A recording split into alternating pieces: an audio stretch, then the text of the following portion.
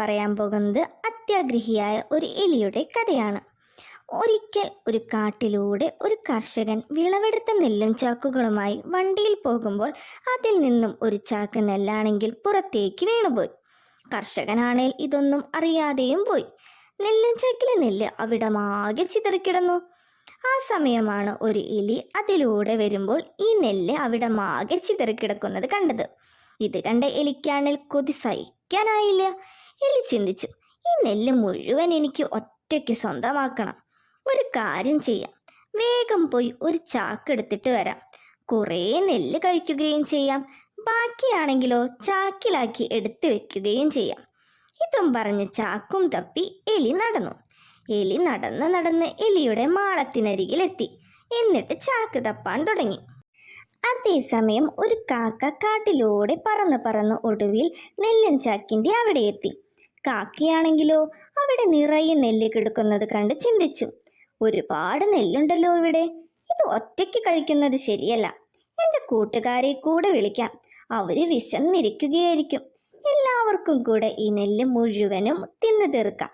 ഇതും ആലോചിച്ച് കാക്ക കാ കാ കാ എന്ന് പറഞ്ഞ് മറ്റു കാക്കകളെ വിളിക്കാൻ തുടങ്ങി. കാക്കയുടെ നിലവിളി ശബ്ദം കേട്ട് കുറേ കാക്കകൾ അങ്ങോട്ടേക്ക് വന്നു.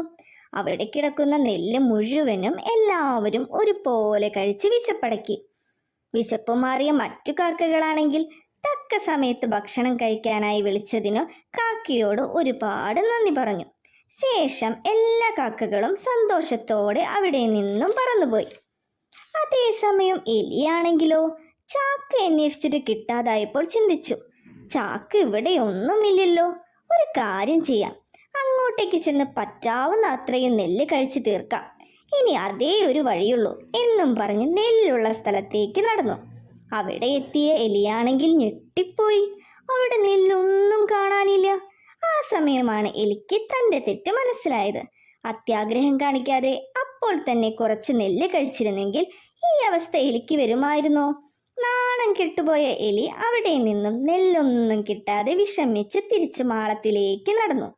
ഈ കഥ കൂട്ടുകാർക്ക് എല്ലാവർക്കും ഇഷ്ടമായോ? ഈ കഥയിൽ നിന്നും എന്താണ് മനസ്സിലായത്? അത്യാഗ്രഹം ആപത്താണ്. എല്ലാം പരസ്പരം പങ്കുവെച്ച് കഴിക്കാനുള്ള മനസ്സുണ്ടാകണം. ഈ കഥ കൂട്ടുകാർക്ക് എല്ലാവർക്കും ഇഷ്ടമായെങ്കിൽ തീർച്ചയായും ലൈക്ക് ചെയ്യുക, ഷെയർ ചെയ്യുക, സബ്സ്ക്രൈബ് ചെയ്യുക.